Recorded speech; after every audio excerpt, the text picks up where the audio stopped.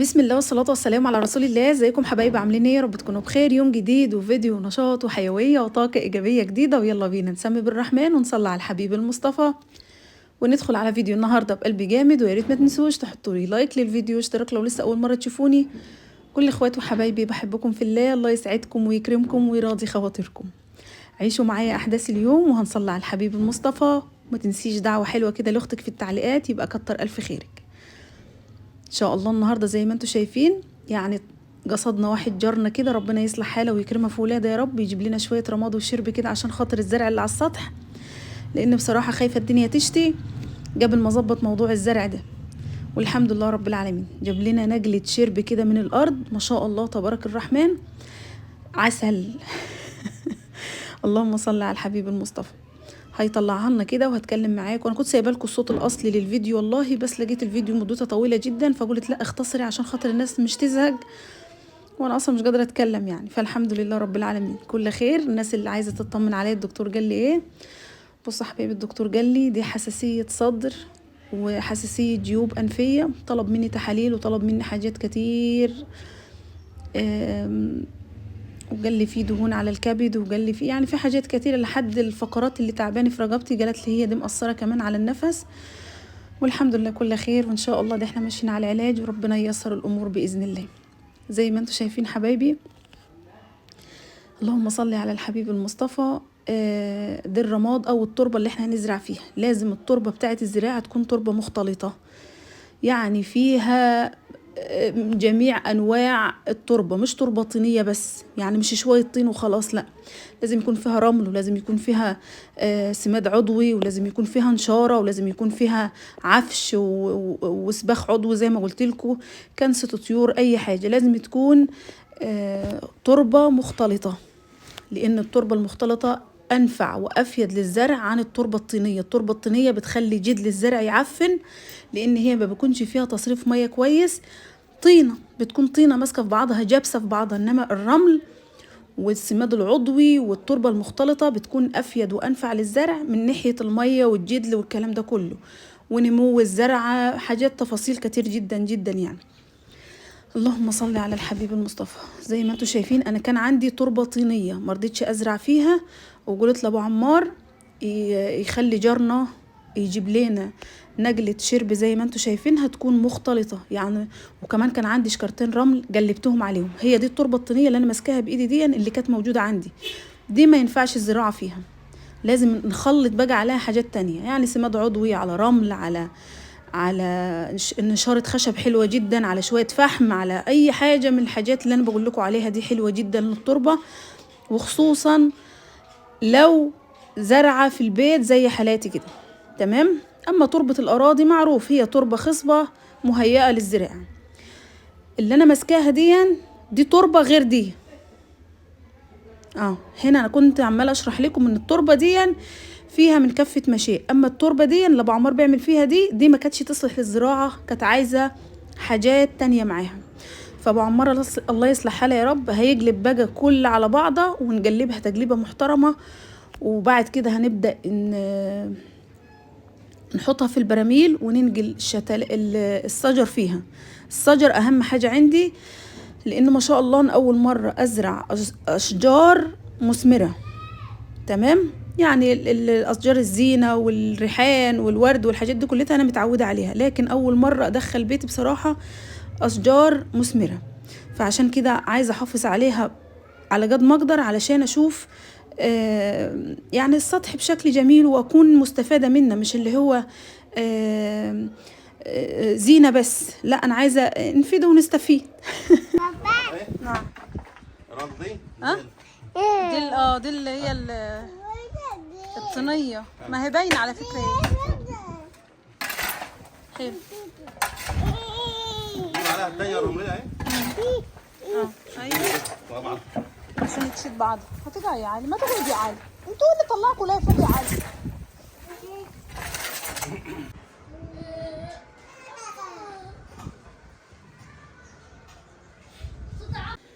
بعد ابو عمار ما قلبها تقليبه محترمه كده يا حبايبي، وخلطنا كمان عليها شكاره رمل زي ما انتم شايفين، كان عندي كمان شويه فحم حطيتهم، كسرتهم كده ونعمتهم خالص وقمت حطاهم على التربة دي كتسميدة برضو. اللهم صل على الحبيب المصطفى. وبدأنا نعبي البراميل. انا ما اشتغلتش كتير معاه بصراحه عشان خاطر هو مش كان عايز نعمل حاجه معاه، بس احنا كنا بنقول يعني اقف كده تشجيعه معاه وما عملتش حاجه. يعني هو ما شاء الله تبارك الرحمن ربنا يديله الصحه، هو جلب وعمل كل حاجه وبس انا كنت واقفه كده يعني ايه بالمشوره. هنعبي بقى البراميل. اللهم صل على الحبيب المصطفى. ولو شوية رمل كمان، رمل صافي كده في أرضية البرميل، يبقى كده حاجة 100 فل و10. لكن ما كانش فيه موجود رمل، فاكتفينا بالخليط اللي احنا عملناه. هنحط بقى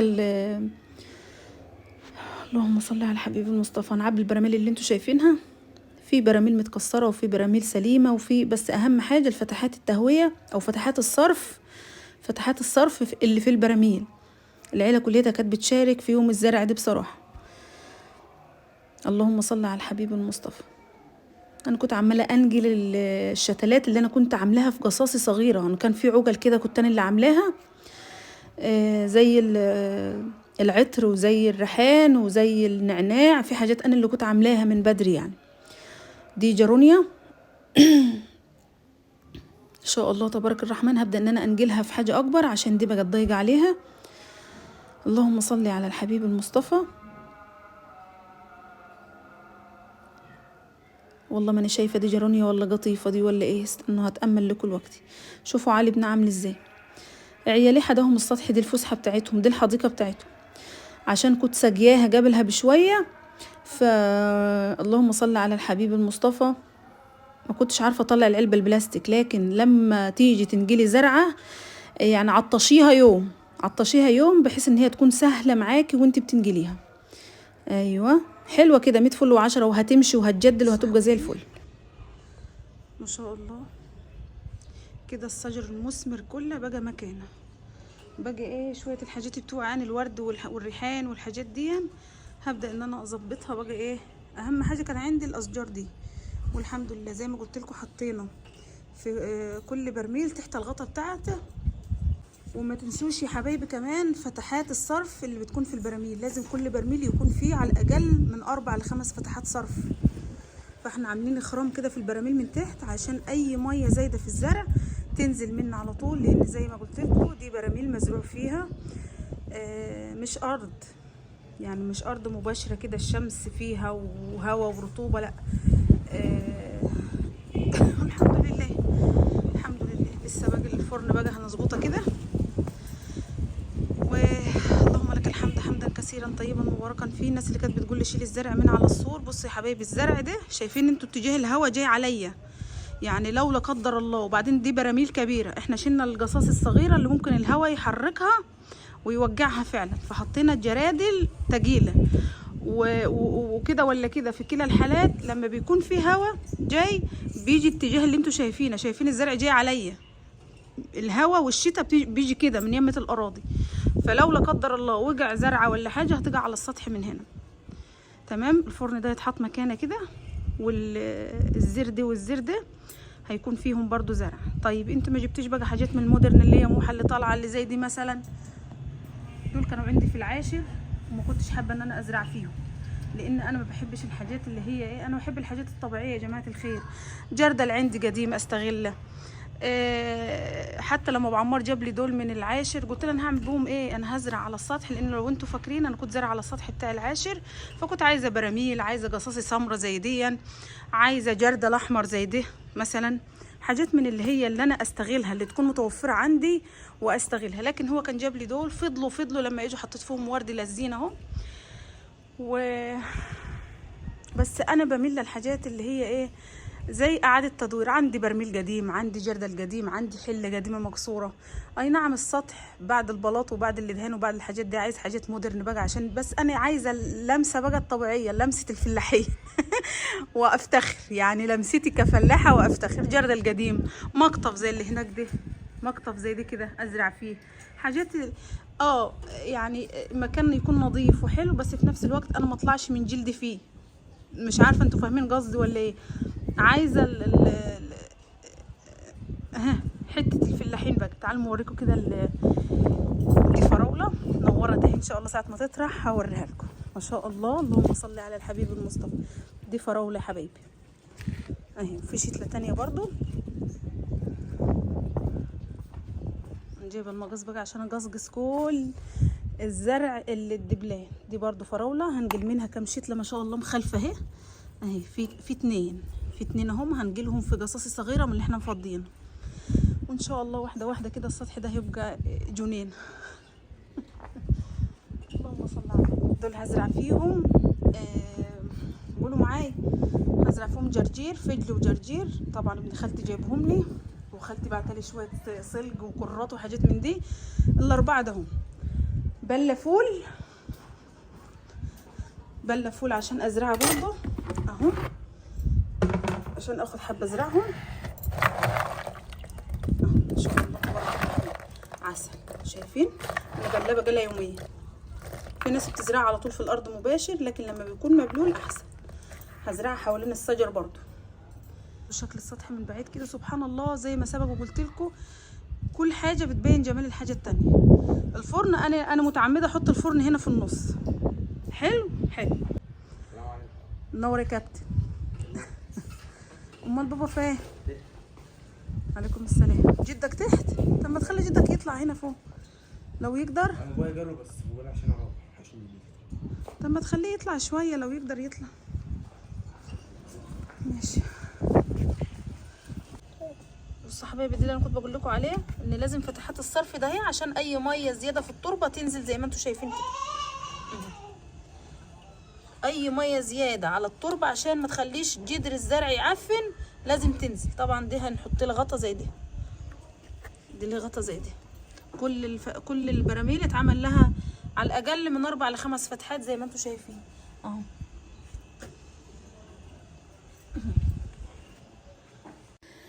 مش مهندسة زراعة صحيح، بس عندي شوية معلومات حلوين وقيمين كده للزراعة، وخصوصا الزراعة في البيت. يعني خبرة بقى يعني من زمان، والحمد لله رب العالمين وانا بزرع معاكم، وعندي شوية معلومات على جدي بس يعني بحاول ان انا انميهم وانشطهم معاكم.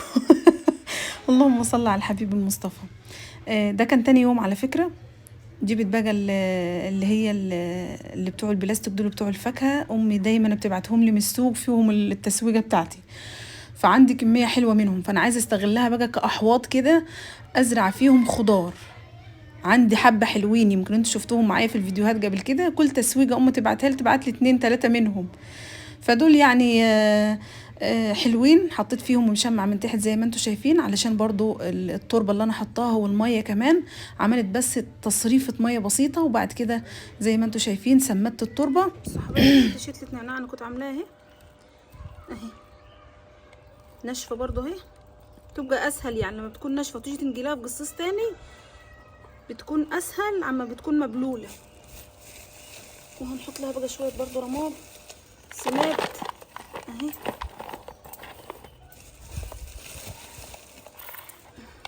نعناع بلدي ونسقيها ان شاء الله باذن الله. الجدل اللي فيها ما شاء الله حلو اهو.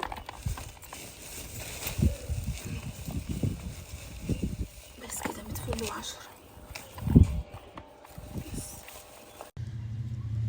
هنمسك بقى السطح نكنسه كنسه حلوه كده بعد الدهوله والدحوسه دي.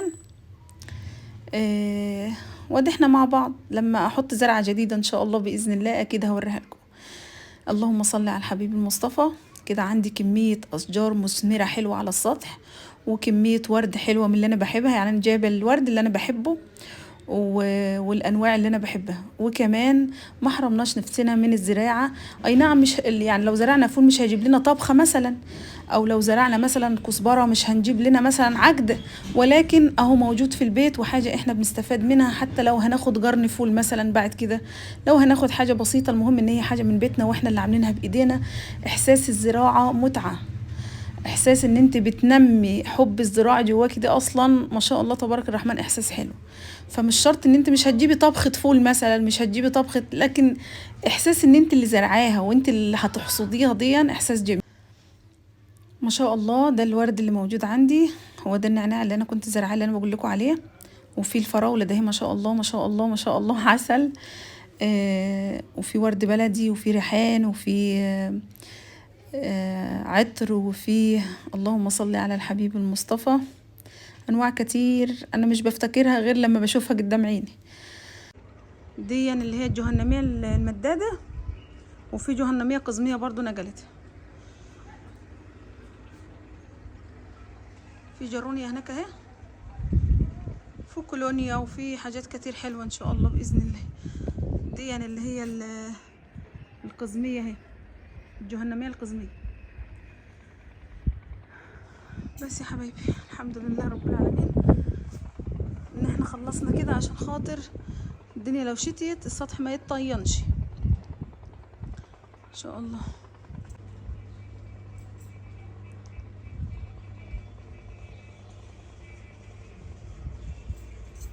الدنيا نعناع اهو برضو، انا اللي كنت زرعاه، بس يعني ايه ما شمش نفسه لسه يعني. بس انا كنت جايباه جدله صغيره كده من عند ناس جيراننا والحمد لله. ودي برضو عطر واخده عجله كده، وما شاء الله تبارك الرحمن هيزهزه ويبقى عالي العالي يعني. ساعه ما يشم نفسه كده برضو هنجيلها في اي علبه من دول. يعني في حاجات انا زرعاها، انا اللي حطاها بايدي يعني، وفي حاجات كده. دي ريحان برضو، ودي الريحانه الكبيره ما شاء الله. اللهم صل على سيدنا. شم ريحه الريحان يا جنات. هسقيهم بقى، ربنا يسهل بقى. كل ما يجي في ايدي بذره ولا حاجه احطها ان شاء الله. شوفوا السطح دي باذن الله زي زمان، من زمان وكل زمان. احنا بتوع زمان وكل زمان ما شاء الله. ربنا يوسع علينا وعليكم.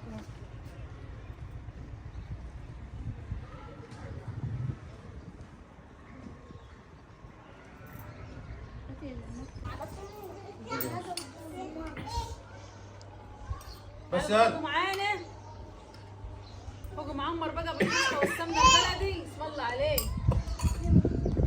وكوكو رد ولا طبخ؟ انا ما طبختش بصراحه. كوكو كوكو الله الله. هو علي الاقرع منور ابو علو. ابو علوة يا ابو علوة، شفت العش بتاع نسي؟ هنا عش العصافير، هنا عرايس بيض طيب. هما كلوا يا بابا، باين. لسه كلا. ايه رضا مش كده للحوايج.